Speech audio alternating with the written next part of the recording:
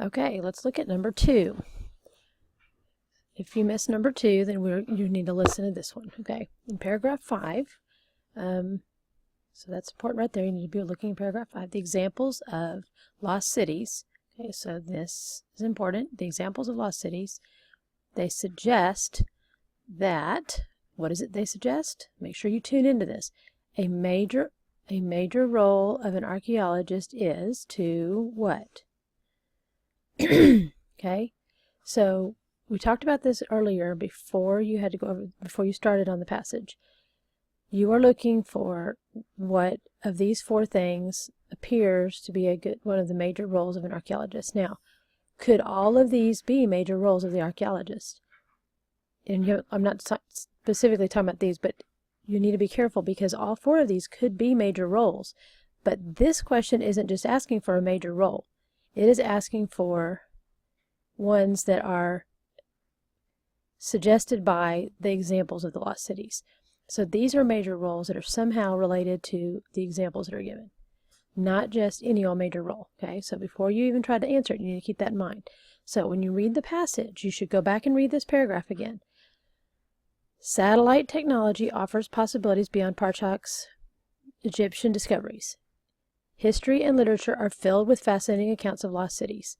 The Greek philosopher Plato wrote about a powerful city called Atlantis that suddenly disappeared into the sea. Okay, there's our first example. Okay, we're talking about Atlantis.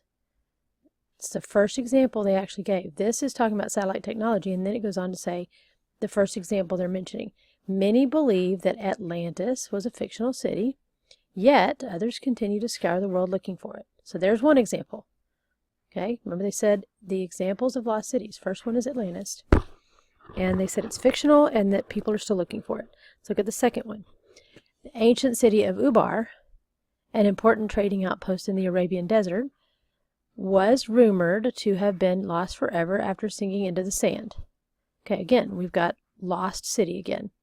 Lost forever. However, notice this word and this word back here. Where was it? Yet. See, they're saying even though it was lost, yet there is evidence that it's still there. This one says many people thought it's lost forever. However, so both of those are words that tell us that we're talking about the opposite viewpoint from the first part. However, satellite images have recorded reddish streaks thought to be ancient paths leading to and from a location believed to be Ubar. Okay, so in essence, Ubar is in the same boat as Atlantis. They are still looking for it. They think they see evidence of these. So that's your second example right there. Does it continue with another example? Perhaps someday satellite cameras or even more advanced technology will just uncover lost cities we don't even know about yet. No, not another example. So we have 2 main examples about Atlantis and Ubar. Now, those 2 examples basically go all the way to here. It's all of this part here. Now, you need to incorporate it with the whole passage, but we're talking about wherever they start talking about Atlantis and all of this. Okay, this isn't great, but you get the gist. These are your 2 examples. Okay, let's look at our choices and see which ones of these relate back to these examples actually suggest. Suggest meaning it somehow hints at it or implies. Okay, first one is explain. Look, all of these are starting with verbs, so I would make sure you pay attention to these verbs. Explain, locate, create, and find clues. Those are all things that are actually being done. Those are important. Explain why real locations are mentioned in ancient literature. Okay, did they discuss the ancient literature issue anywhere in the paragraph? Okay, yes they did, because they talked about history and literature are filled with fascinating accounts of lost cities. Now, did this go on to say why they mentioned them in there? Does anything in this section about the examples say this is a reason they mentioned them? Okay, hopefully you said no, because so this is the part where it goes awry. It says they were mentioned in literature, but it never explains why. We're not into why. We assume because they were lost and that sounds cool. So there's nothing about the why anywhere in there. So that one doesn't make sense. Okay, is a major role of an archaeologist that is suggested in the lost cities examples. to locate written accounts of powerful cities that no longer exist.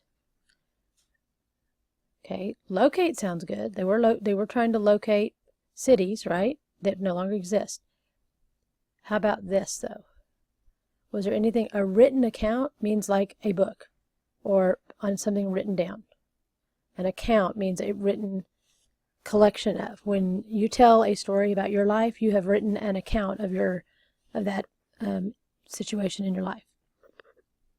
So is there anything in there about how archaeologists, or is there anything that implies that we're worried about the written account of it?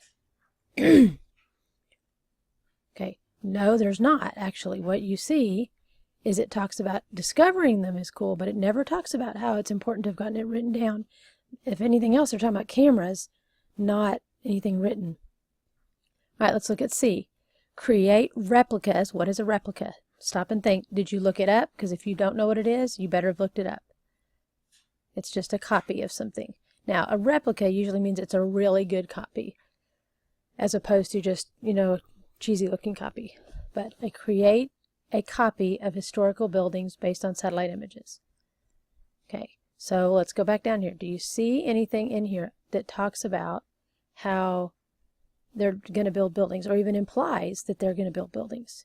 As you read in here, they talk about the city, they talk about paths around the city.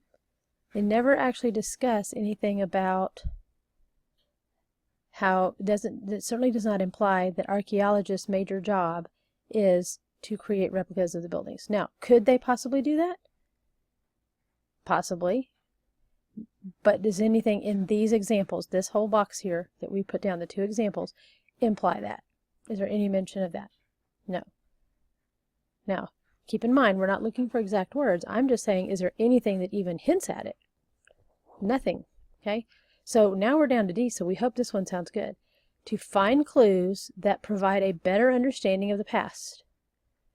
So as you're reading through here, does it sound like these examples make us get an idea that archaeologists are trying to find clues, maybe it's about Atlantis or about Ubar or whatever, to help us understand the past?